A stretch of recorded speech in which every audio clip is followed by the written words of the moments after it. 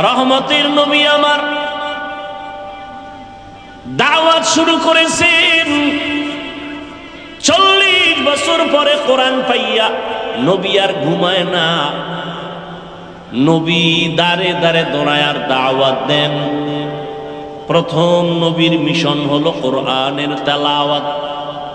এটার মধ্যে এমন এক আকর্ষণ আল্লাহ দান করেছেন, একটা বিধর্মীয় যখন তেলাওয়াতের আওয়াজ শুনে তার অন্তরটা ঠান্ডা হয়ে যায়, চুপ করে তার নিরাপত্তা বজায় রেখে তেলাওয়াত শুনে না।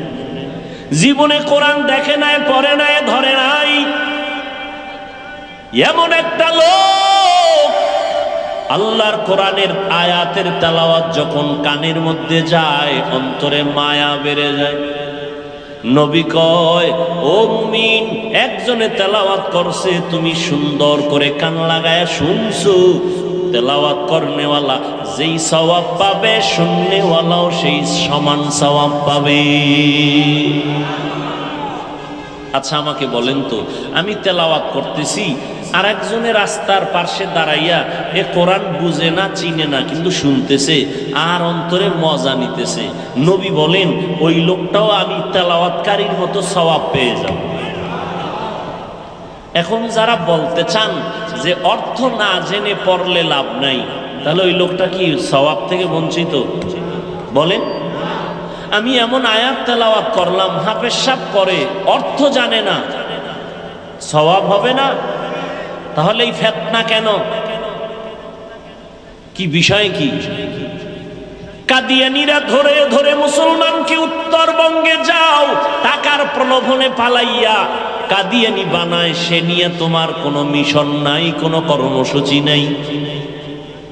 কে ইল্লাল্লাহ জিকির করলো তা নিয়ে তোমার এত বিরোধিতা, বুঝা গেল তোমার অন্তর বড় ঝামেলায় যুক্ত হয়ে গেছে। খ্রিস্টান মিশনারিরা চট্টগ্রামের হিলটেক্স পাহাড়িয়া এলাকায় ধর্মান্তরিত করে বিভিন্ন প্রক্রিয়ায় টাকার প্রলোভন দেখাইয়া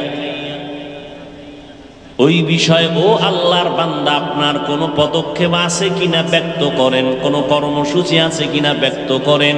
এ নিয়ে যদি চিন্তা করতেন তাহলে ভিন্ন উলামায়ে কেরাম ওলিয়া উলিয়াদের বিরুদ্ধে জবান খুলতেন না।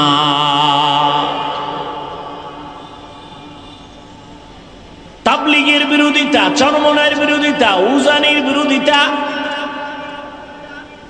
এটা ট্রেডিশন বানায় ফেলছে।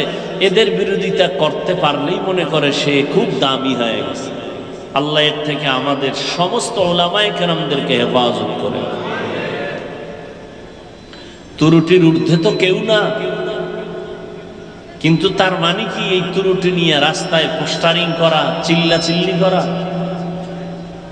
আল্লাহ হেদায়াত দান করেন।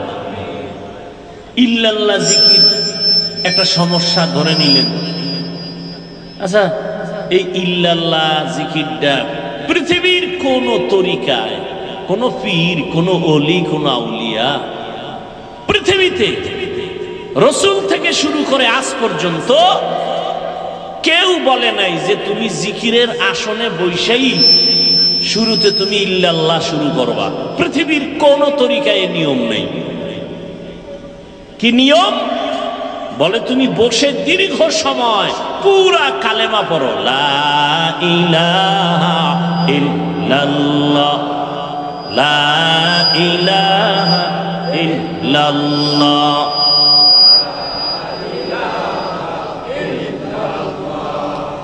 লা ইলাহা ইল্লাল্লাহ। আচ্ছা, এই কালেমা নিয়ে কোনো দ্বিমত আছে কারো?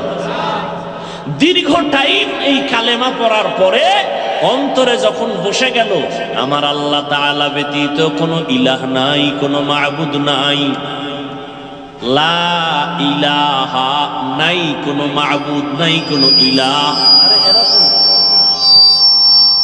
কি সমস্যা? কি এতক্ষণ হইল না? কি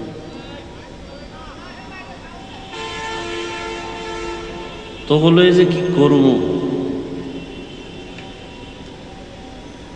তোরা পারো না, আমি ওয়াজগুলো কি জন্য তোরা ডিস্টার্ব করো বলতো?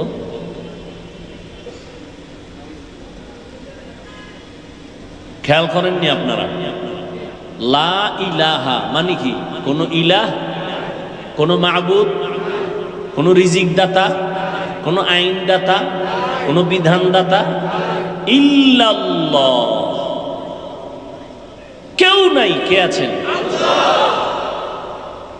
তাহলে একমাত্র আল্লাহই আছেন, কোন ইলাহ নাই আল্লাহ ব্যতীত, তার মানে আল্লাহই আছেন। তাহলে আমি আল্লাহ আছেন, আল্লাহ আছেন লা ইলাহা শব্দে বুঝায় না, ইল্লাল্লাহ শব্দটায় বুঝায় আল্লাহ আছেন। লা ইলাহা নফি, ইল্লাল্লাহ হলো ইসবাত। লা ইলাহা মানে কোনো ইলাহ নাই, ইল্লাল্লাহ মানে আল্লাহই আছেন। কে আছেন? এটা দীর্ঘ টাইম পুরা কালেমাটা পড়ার পরে অন্তরে ধ্যান করলাম, আল্লাহ ব্যতীত আর কোনো মাবুদ নাই, একমাত্র আল্লাহই আছেন। এটা অন্তরে বসানোর পরে দীর্ঘ টাইমের পরে এক পর্যায়ে বললাম শুধু ইল্লাল্লাহ, ইল্লাল্লাহ, ইল্লাল্লাহ, একমাত্র আল্লাহই আছেন, আল্লাহই আছেন, আল্লাহই আছেন, আর কেউ নাই। আর কেউ নাই কথাটা তো আগেই বলে ফেলেছি। এখন সংক্ষিপ্ত আকারে আমি আমাকে সাধনার রাস্তায় নিয়া, মজবুত অর্জন নিয়া আল্লাহর হাজির ও নাজিরটাকে অন্তরে ঢুকাইলাম। আল্লাহই আছেন, আল্লাহই আছেন, আল্লাহই আছেন। আমি যে এতদিন বলি আমি আছি, আমার বাড়ি, আমার টাকা, আমার ঘর, আমার আমার না, একমাত্র সব কিছুর মূলে আমার আল্লাহ, আর কেউ না। তাহলে ইল্লাল্লাহ যদি কেউ সমস্যাটা ধরে, কথার কথা, তাহলে লা ইলাহা ইল্লাল্লাহ এটা তো সমস্যা নাই, তা এটা বলেন না কেন যে না ওনাদের মধ্যে একটা ভালো গুণ আছে, খালি দোষটাই বলবেন। আর এই যে জিকিরের তালিম, এটা চরমনাইওয়ালারা জন্ম দেয় নাই, উজানির কারি ইব্রাহিম জন্ম দেয় নাই, আবিষ্কার করে নাই। উজানির কারি ইব্রাহিম রহমাতুল্লাহ আলাইহি রশিদ আহমদ গঙ্গুহি রহমাতুল্লাহ আলাইহি থেকে সবক নিলেন, তিনিও মন থেকে নিজে আবিষ্কার করেন নাই। হাজী ইমদাদুল্লাহ মুহাজির মক্কি রহমাতুল্লাহ আলাইহি থেকে সবক নিলেন। তাহলে গালিটা তুমি চরমনাইকে দাও কেন? উজানিকে দাও না? উজানিকে না দিয়া রশিদ আহমদ গাঙ্গুহিকে দাও সাহস থাকলে। রশিদ আহমদ গাঙ্গুহিকে একটু আগে আবরার সাহেব বলে গেলেন ফকিহুন নফস। ভাইরা আমার, আর এই সমস্ত বিরোধিতার কারণে ইসলামের কি উপকার হয়েছে বলো? হিংসা ছাড়া কিছুই বাড়ে নাই। সালাম ভাইজানেরা দেয় না, আমরা দিলেও সালাম নেয় না, এর নাম মুসলমান? হ্যাঁ, আল্লাহ হেদায়েত দান করুন। ওয়ামা আরসালনাকা ইল্লা রাহমাতাল লিল আলামিন। রহমতের নবী আসলেন, মক্কা নগরীর চূড়ান্ত মানুষগুলো রহমতের নবীর মাত্র 13 বছরের মেহনতে এতটা দামি হয়ে গেল। যেই মক্কার মানুষগুলো কন্যাদের অপছন্দ করে, নারীদেরকে অপছন্দ করত, নিজের বাবা হইয়া মেয়েটাকে পাথর চাপা দিয়ে মেরে ফেলতো, মেয়ে পছন্দ করে না। আমাদের সমাজে এখনো কিছু কুলাঙ্গার আছে, কন্যা পছন্দ করে না। কন্যা হইলে স্ত্রীর সাথে ঝগড়া লাগায়, কথা বলে না, রাগ করে। মাইয়া হলো কেন? আচ্ছা, ছেলে হোক মেয়ে হোক, এটা কি স্ত্রীর দোষ? যদি কেউ দোষ আঙ্গুল দেখায় তো স্বামীর দিকে দেখাইতে পারে, স্ত্রীর দিকে দেখাবে কেন? আল্লাহকে কোনো দিকে দেখায় লাভ? ছেলে মেয়ে দেওয়ার মালিককে। তোমরা যে স্লোগান দাও ছেলে হোক মেয়ে হোক দুটোর বেশি না, একটা হলে ভালো হয়, না হইলে আরো ভালো, এই স্লোগান দিয়া ট্যাবলেট খাইয়া কি পরিমাণ দেশে সন্তান কমছে? কথা কেন? সত্য কথাটা বলতে কষ্ট হয়। কি বাংলাদেশে ট্যাবলেট খাওয়ার পরে জনসংখ্যা কমছে? বলেন। এখন কিছু চালাকরা কইবে হুজুর এটা তো আপনারা বাড়াইছেন, আমরা তো মোটামুটি ট্যাবলেট খাইয়ে লাইনে আছি। আচ্ছা দেখেন তো এই প্যান্ডেলের ভিতরে হুজুর বেশি না ভিন্ন লাইনের মানুষ বেশি? বলেন। হুজুরেরা বাড়াইলো কই? বিষয় কি? বান্দা চাইলে কিছুই হয় না, আল্লাহ চাইলে সব হয়। নমরুদ দিয়ে পাল্লা দিছে, ইব্রাহিমকে আসতে দিবে না, ফিরাইতে পারছে? আল্লাহর সাথে পাল্লা দিয়ে কেউ আগাতে? ফেরাউন চাইলো মুসা নবীকে আসতে দিবে না, আল্লাহ মুসা নবীকে পাঠাইছেন। ওই বেঈমানের ঘরে টাকা দিয়া লালন পালন করায়া মুসা নবীরে বড় বানাইলেন। থাপ্পড় লাগায়া ফেরাউনের গালের মধ্যে ফেরাউনের একটু উদ্বোধন করায়া দিলেন। ওই ফেরাউনের ইতি টানায়া দিলেন মুসা নবীর মাধ্যমে। আল্লাহ চাইলে সব হয়, বান্দা চাইলে কিছুই হয় না।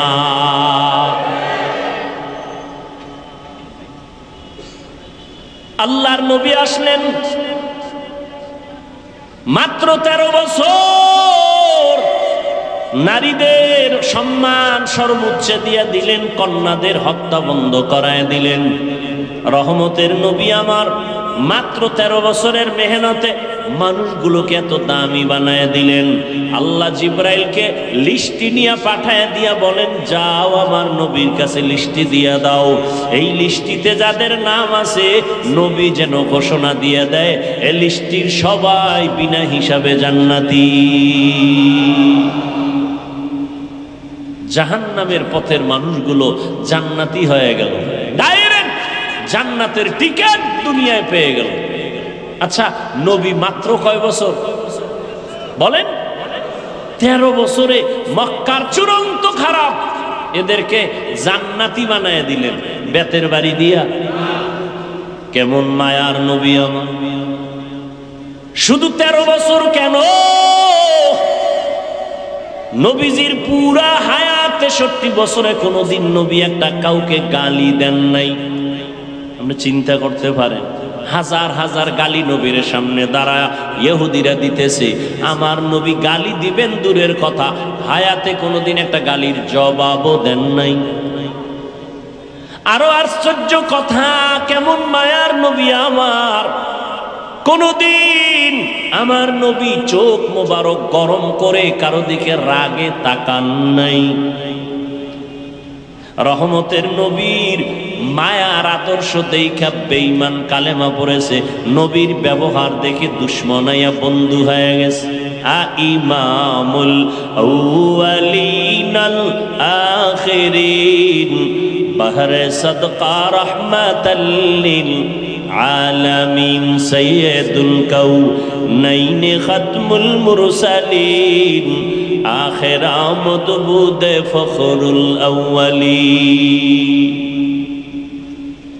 এরে নবীর আশিক উম্মতের দল, কেমন একজন নবী পেয়েছো, ওই নবীরে চিনো নাই রে যুবক।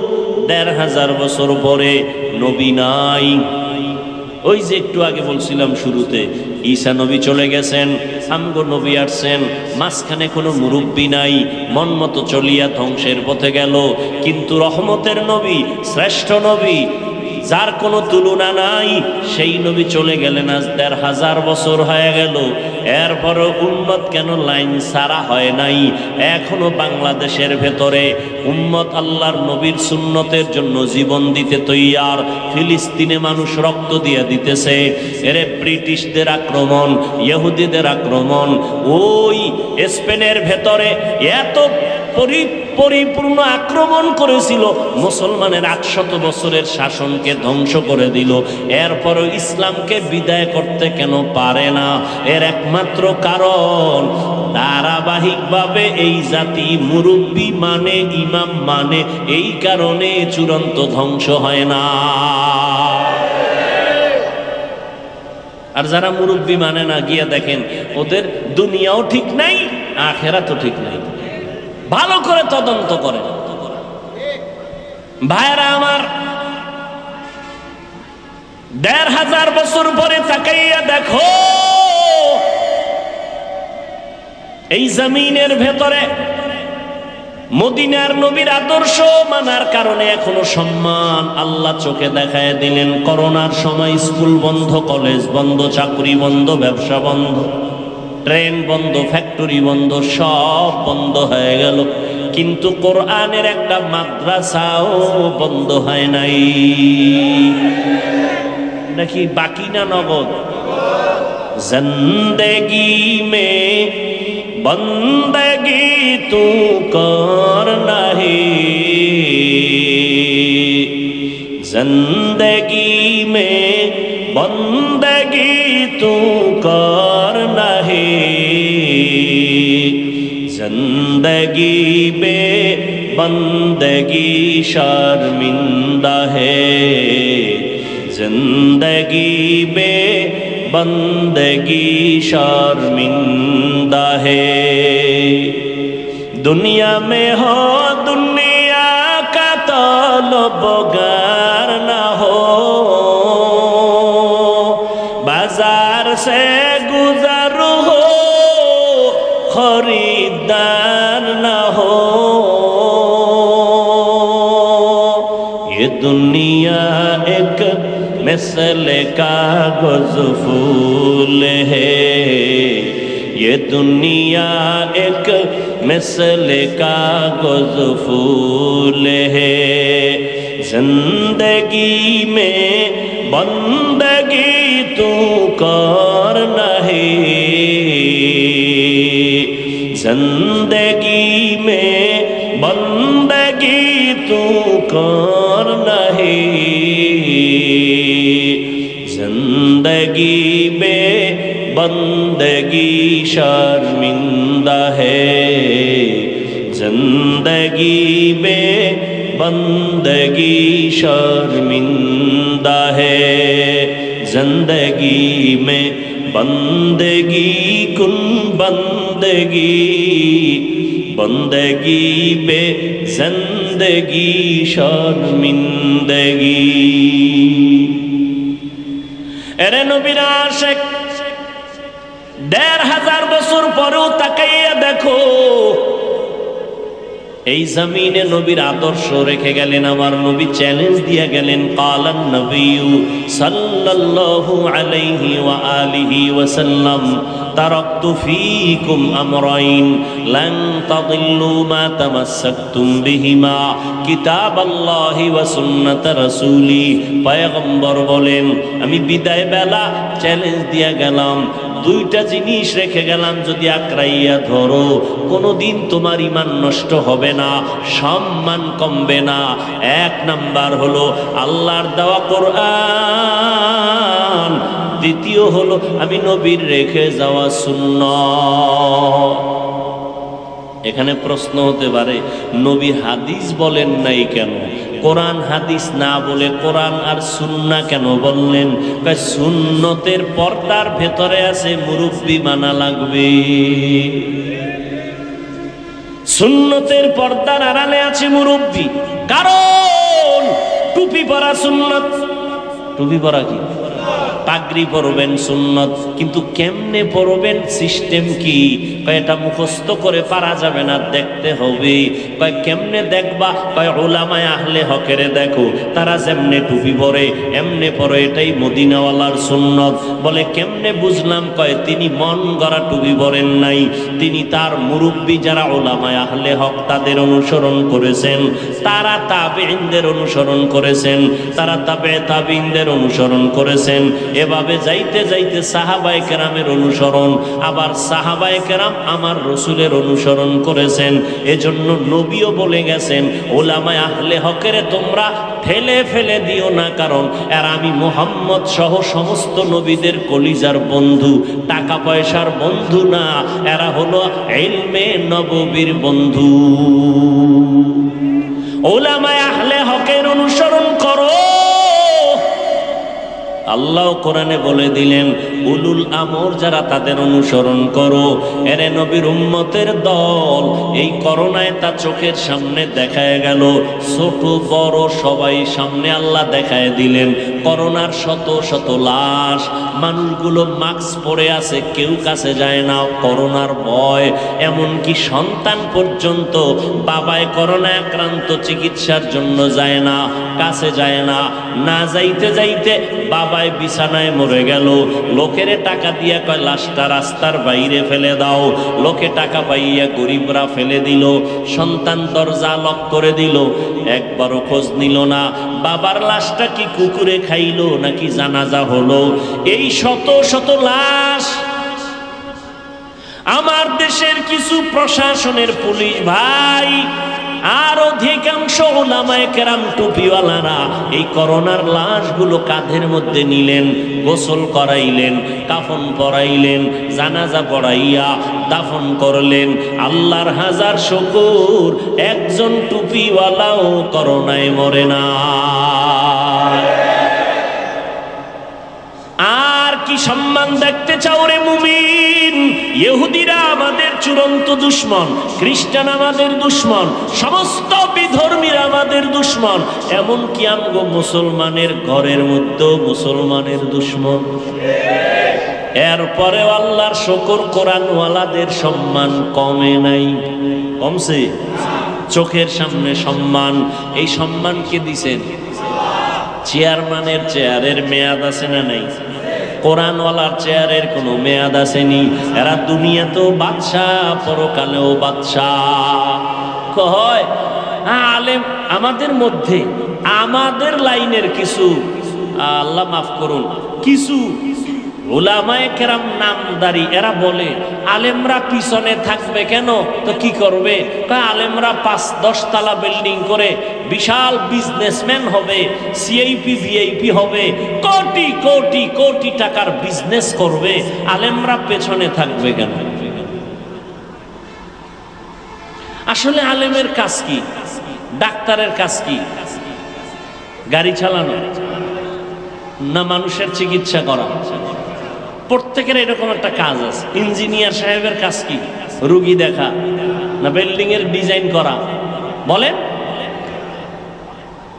ঠিক তেমনি ভাবে আলেমের কাজ কি? আল্লাহ কোরআনে বলেন এদের মূল কাজ উম্মতকে হেদায়েতের দাওয়াত দেওয়া। কিসের দাওয়াত? হেদায়েতের দাওয়াত দিবে। আর এদের সম্মানের জন্য যা প্রয়োজন সব আল্লাহ ব্যবস্থা করে দিবে। টাকার পেছনে দৌড়াতে হবে না, টাকা আমার পেছনে দৌড়াবে। ব্যবস্থা কে করবে? টাকাওয়ালা পার পাশে এসে বসে থাকবে, হুজুর কিছু নেন। কি কুদরত কা? আল্লাহ। কিন্তু ওই হেদায়েতের পথ বাদ দিয়ে যদি কেউ দুনিয়া দুনিয়া দুনিয়া করে, এটা আলেমের সামনে। দ্বিতীয় কথা, আলেম পিছায় রইল কই? মসজিদে যাবেন, আলেম পিছে না সামনে? জানাজায় দাঁড়াবেন, আলেম পেছনে না সামনে? মজলিসে যাবেন, উলামায়ে কেরাম আছে, বড় হুজুর আছে, পেছনে না সামনে? মন্ত্রীদের মজলিসে আলেম গেছে, পেছনে না সামনে? এমপি সাহেবের সভায় আলেম গেছে, পেছনে না সামনে? বিবাহের অনুষ্ঠানে আলেম পেছনে না সামনে? কেন বলো বাবা, আলেম পিছাইয়া থাকবে কেন? আলেম পিছনে নাই, তোমার অন্তরটা বড় দুর্বল। আলেমকে আল্লাহ এলেমের কারণে সবার উপরে সম্মান দিয়া রাখছেন। কোটিপতিও আলেমের কাছে এসে দোয়া চায়। এমপি সাহেব দেখলে কয় হুজুর দোয়া করবেন, মন্ত্রী মহোদয় দেখলে বলে দোয়া করবেন। মন্ত্রীদের প্রধান যিনি, তিনিও আলেমদের পেছনে দোয়ার অপেক্ষমান। আল্লাহ তাআলা উলামায়ে কেরামকে ইলমের কারণে সম্মান দিয়া রাখছেন, টাকা দিয়া সম্মান বাড়ানো যায় না। ইলমেরা ইজাজু করদান বেহিসাব, খলকেরা দান জওয়াবে বাসাও। এত মুসিবতের মধ্যে কি আলেমদের সম্মান কম? বলেন।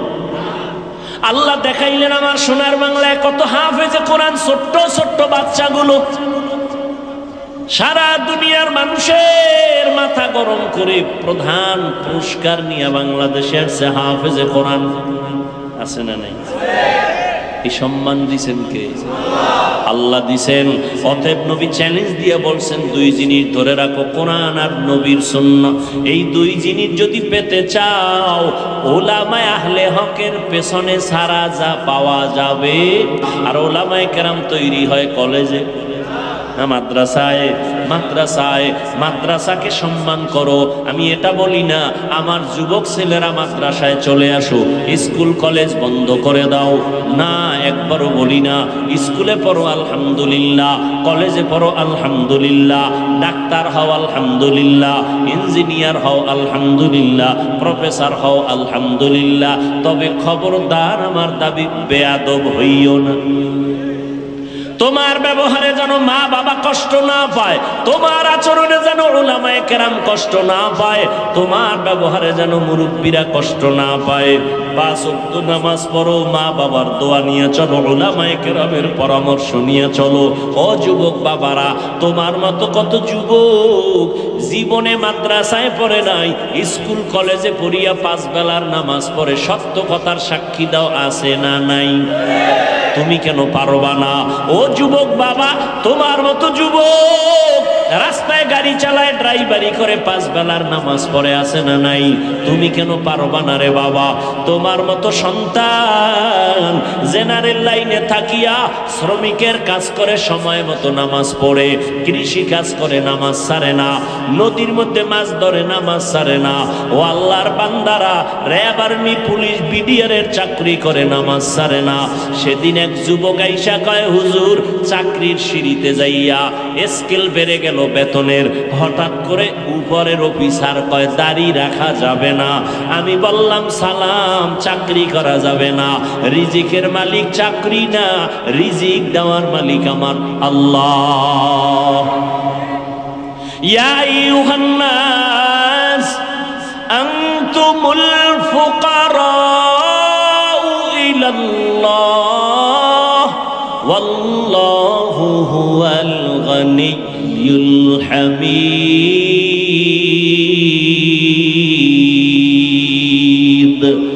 गर तवक्कुल मी कुनी हर सुबह शाम, मीरा सानद रस्ते तू अजला मकाम, जुज़्बा हक चीज़े मखाज इंसुजा, फजले उआ मस्ते दर जुमला जहा। আল্লাহ বলেন, ও মানুষ, তোমরা সবাই ফকির, আমি আল্লাহ প্রশংসিত ধনী। আল্লাহ পাক প্রশংসিত ধনী, রিজিকের মালিক আমার আল্লাহ। ও যুবক, চেয়ারম্যান, মেম্বার, এমপি, মন্ত্রী 5 ওয়াক্ত নামাজ পড়ে নাই, দোকানদারি করে, কোটি টাকার ব্যবসা করে, হারাম খায় না, নামাজ ছাড়ে না, অভাব নাই। তোমার মনটাকে একটু প্রশ্ন করো, তুমি কেন পারো না রে বাবা?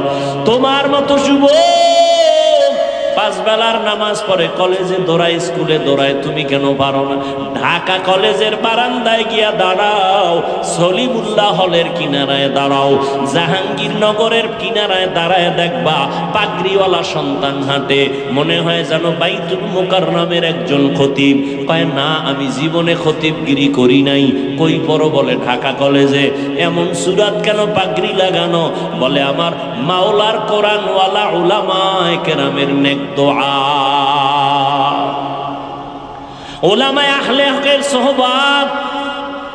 ও যুবক, তুমি ডাক্তার হও, বাধা নাই, ইঞ্জিনিয়ার হও, বাধা নাই, জেনারেল লাইনে থাকো, বাধা নাই, চাকরি করো, ব্যবসা করো, বাধা নাই, 5 বেলার নামাজ পড়ো, মা বাবার দোয়া নিয়ে চলো, উলামায়ে কেরামের পরামর্শ নিয়ে চলো। ও পর্দার আড়ালের মা বোনেরা, আপনার মতো কত মা পর্দা করে, নামাজ পড়ে, স্বামীর মাল হেফাজত করে, অভাব নাই, আপনারা কেন পারেন না? অবৃদ্ধ বাবাজি, আপনার মতো কত বুড়া মানুষ হাতে লাঠি নিয়ে মসজিদে গিয়া নামাজ পড়ে, আপনি কেন পারবেন না? এখনো সময় আছে তওবা করার। মনটাকে ছোট করে আল্লাহর কাছে তওবা করেন মনে মনে। আল্লাহকে বলেন, হে দয়ার মালিক, জীবনে কত শয়তানের ধোকায় পড়ে নামাজ ছাড়লাম, বেপরদায় চললাম, দাড়ি কাটলাম, কত মানুষের ক্ষতি করলাম, রহমতের নবীর আদর্শ চিনলাম না, চিনার চেষ্টাও করলাম না। আজকে থেকে তওবা করে নিলাম, নবীর তরিকার বাহিরে চলবো না, নবীর আদর্শ নিয়ে চলবো, মা বাবার দোয়া নিয়ে চলবো, ওলামায়ে কেরামের পরামর্শ নিয়ে চলবো। আর কোনোদিন দাড়ি কাটবো না, বেপরদায় চলবো না, নামাজ ছাড়বো না। হেদায়াতের মালিক আমার আল্লাহ, ইজ্জতের মালিক আমার আল্লাহ। আবু জাহাল নবীজির বয়ান শুনিয়াও কালেমা পড়তে পারলো না, কপাল পোড়া। আর ওমরের মতো বান্দা নবীর কল্লা কাটতে গিয়া কালেমাওয়ালা মুসলমান হয়ে গেল। এই জমিনে আবু জাহালের মতো শক্ত অন্তরের কিছু মানুষ থাকবে, হাজারো বয়ানে তওবা নসিব হবে না। আর একদল ওমরের মেজাজওয়ালা গুনাহ নিয়ে ময়দানে ঢুকার পর চোখের পানি ছেড়ে ভয় ঢুকার পরে কাঁদবে আর বলবে, ও আল্লাহ, এতদিন বুঝি নাই দাড়ি কাটলে কি অপরাধ হবে, নামাজ ছাড়লে কি অপরাধ হবে। আমার মতো যুবক স্কুলে পড়িয়া যদি দাড়ি রাখতে পারে, নামাজ পড়তে পারে, আমি কেন পারি না? আমার মতো যুবক জেনারেল লাইনে থাকিয়া চাকরি ব্যবসা করে যদি নামাজ পড়ে, আমি কেন পারবো না? ও আল্লাহ, তুমি আমাকে মাফ করে দাও। সামনে কোনো দিন দাড়ি কাটবো না, বেপরদায় চলবো না, মা বাবার বরদোয়া নিব না, ওলামায়ে কেরামের পরামর্শ নিয়ে 5 বেলার নামাজ পড়ে নবীর তরিকা মেনে চলবো। তওবা যদি করতে পারো, মুহূর্তে আমার আল্লাহ তোমাকে মাফ করে দিবেন। যদি অন্তর কারো তৈরি হয়, মুনাফিকি অন্তরে যদি না থাকে, তওবার নিয়ত যদি খাঁটি ভাবে কারো অন্তরে থাকে, দুটো হাত আমার আল্লাহকে দেখায়া দাও। আয় আল্লাহ, হাতগুলো কবুল করে নেন, তওবা কবুল করে নেন, তওবার উপরে মজবুত হইয়া চলার মতো তৌফিক দান করেন, আমিন। আলহামদুলিল্লাহি রাব্বিল আলামিন, والصلاة والسلام على سيد الأنبياء والمرسلين وعلى آله وأصحابه أجمعين. يا أرحم الراحمين، يا أرحم الراحمين، يا أرحم الراحمين. رب ارحمهما كما ربياني صغيرا. اللهم إنك عفو كريم تحب العفو فاعف عنا.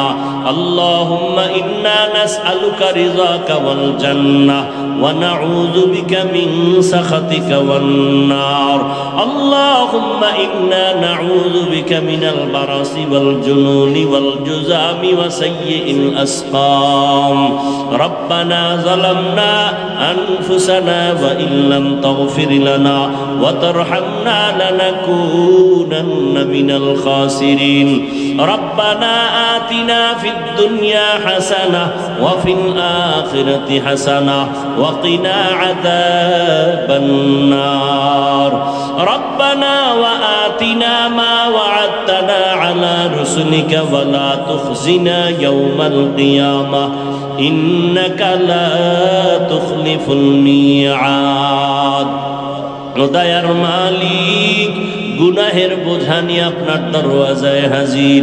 ওলামায়ে কেরাম, মুরব্বী, হাজী সাহেব, ব্যবসায়ী, চাকরিজীবী, ছাত্র ভাই, যুবক ভাই, পর্দার আড়ালের মা বোনেরা, আয় আল্লাহ, আমরা গুনাহগার, জাহান্নামের আসামি।